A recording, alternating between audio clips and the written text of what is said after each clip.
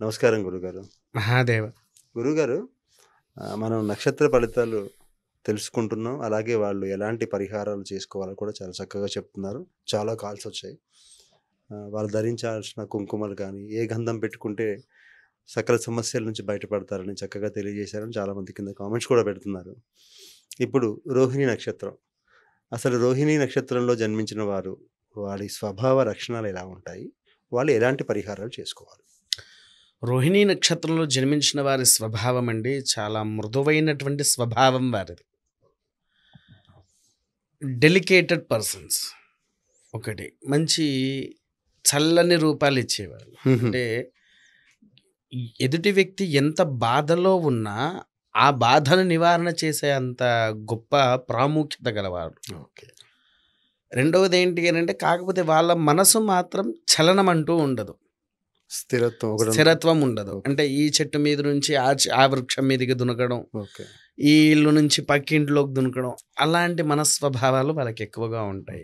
అంటే ఒక కోతి లాంటి మనస్తత్వము అంటారు. అన్నారా? తర్వాత విద్యాపరంగా అంటే ఈ విద్య మాత్రము లగ్న కుండలి అనేది చూడాలి.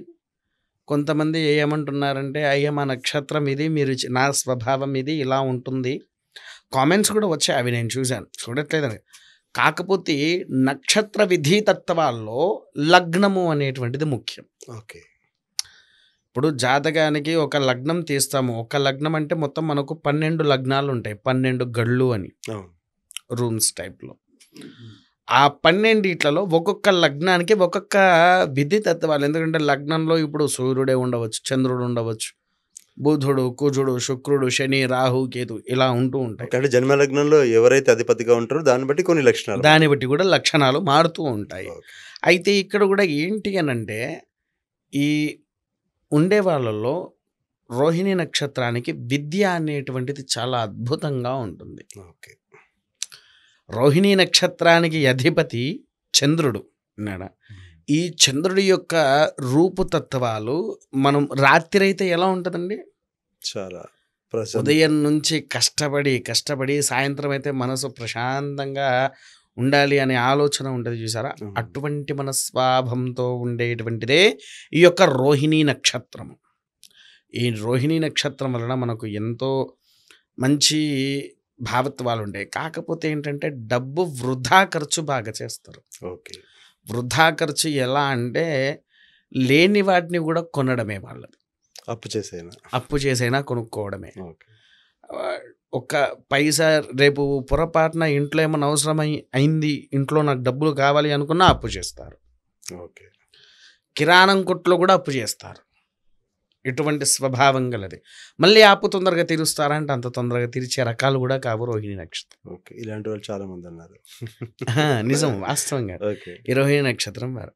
అయితే వీరు ఏంటి అని అంటే, ఎక్కువగా మన పాలతోని శివుడికి ఆరాధన, అంటే అభిషేకము, అది కూడా ఆవు పచ్చి పాలతో. కొంతమంది ఇప్పుడు ఇంట్లో పాలు వేడి పెట్టి తీసుకువస్తున్నారు అభిషేకాలకు.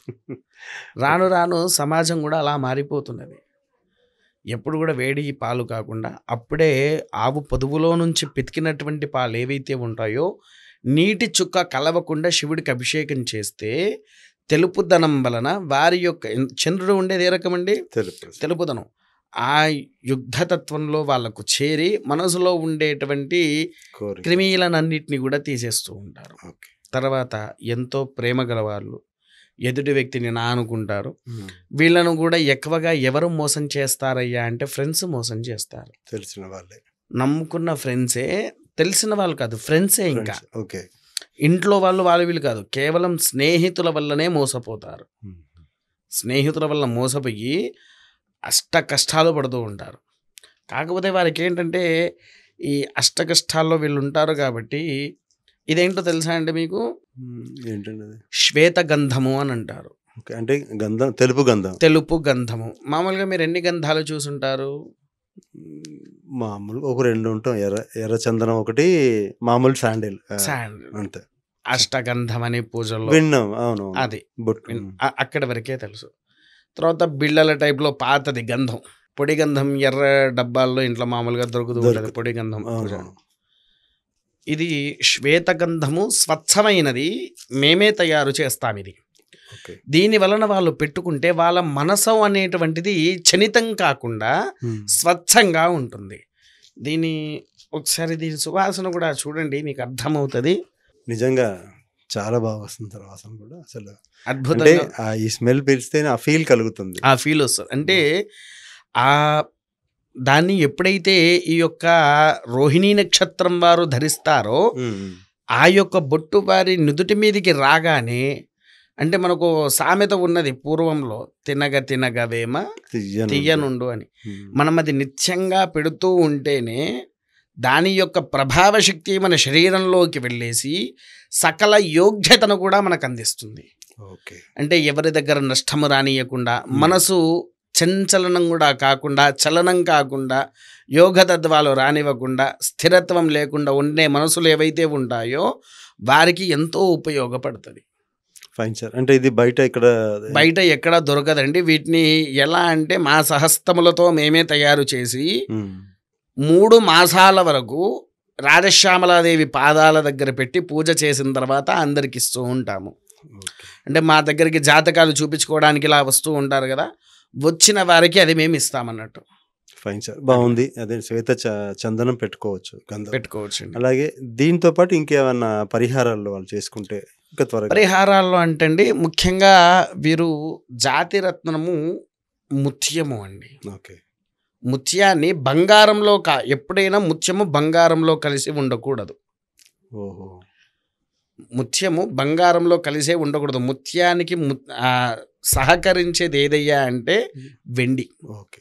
వెండిలోనే ఆ యొక్క ఉంగరాన్ని పెట్టుకొని దాని యొక్క ప్రభావ శక్తిని వారి ఒంటికి చేరుస్తుంది.